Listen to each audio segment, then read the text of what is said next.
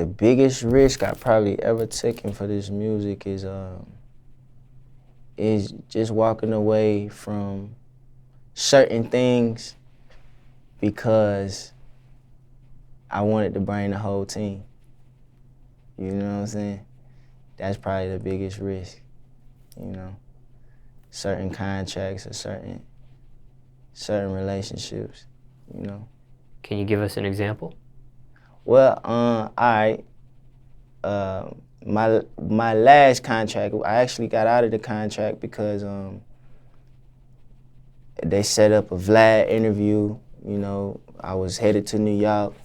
You know, I had a couple labels we was finna go to, thing like that, and yeah, they was like, yeah, I can't bring nobody. I can't bring my people.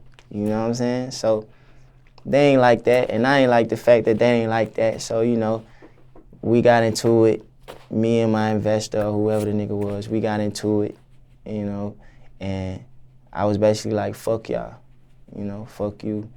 You know, I'm riding with my folks, and we coming out there anyway. And we went out there anyway, you know what I'm saying? But that was the end of that.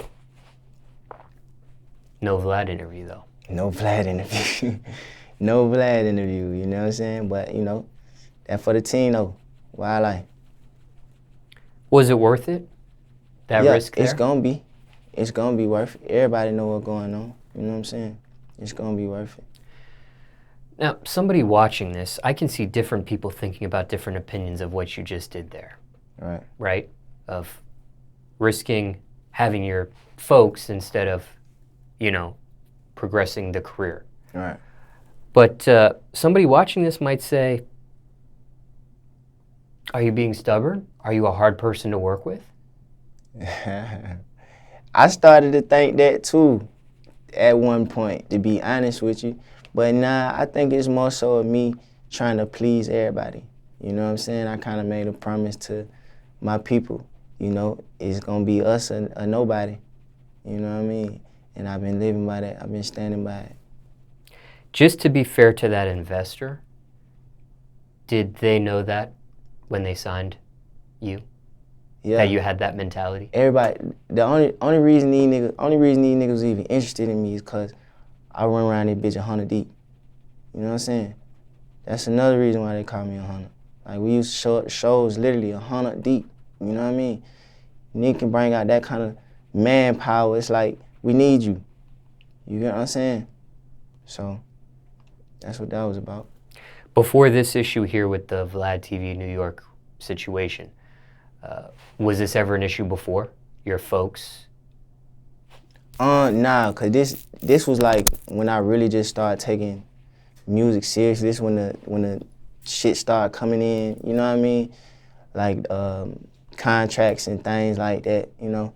So this when I just got into it, you know what I mean?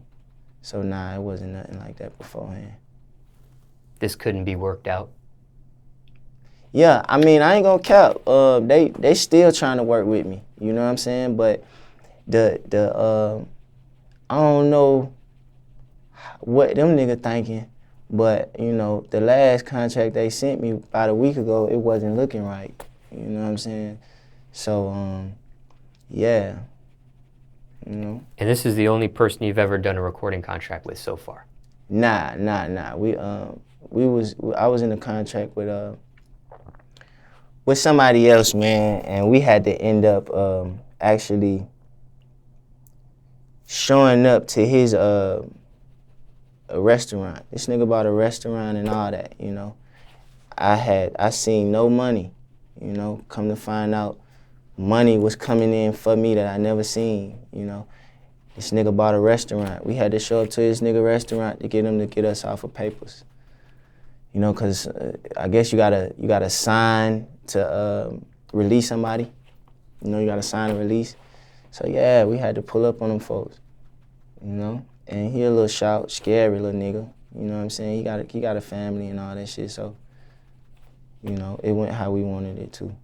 So which recording situation was first for chronological order purposes? The restaurant situation. That was first. They kind of crossed each other. They kind of, you know what I'm saying? I was kind of doing both at the same time at one point.